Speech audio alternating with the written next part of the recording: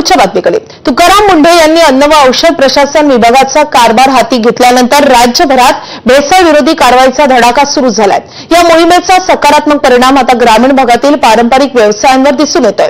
धाराशिव जिल्ह्यातल्या भूम तालुक्यातील परिसरात तयार होणाऱ्या शुद्ध खव्याला सध्या मोठी मागणी वाढली आहे आणि त्यामुळे खव्याच्या दरात तब्बल 30 रुपयांची वाढ झाली आहे. भेसळयुक्त पदार्थ विक्री करणारे व्यापारी मागे सरकल्यानं शुद्ध आणि दर्जेदार खव्याला बाजारात चांगला भाव मिळतोय आणि त्यामुळे ग्रामीण भागातील खवा व्यवसायाला नवसंजीवनी मिळत असून व्यवसाय तेजीत आले.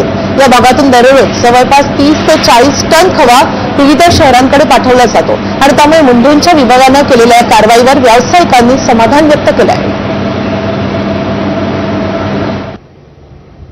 खवा क्लस्टर भूम या ठिकाणी एकदम ओरिजिनल खवा तयार करत असल्यामुळं त्या ठिकाणी खूप मोठ्या प्रमाणात महाराष्ट्रभर खव्याची मागणी वाढलेली आहे, भाव पण वाढलेला आहे.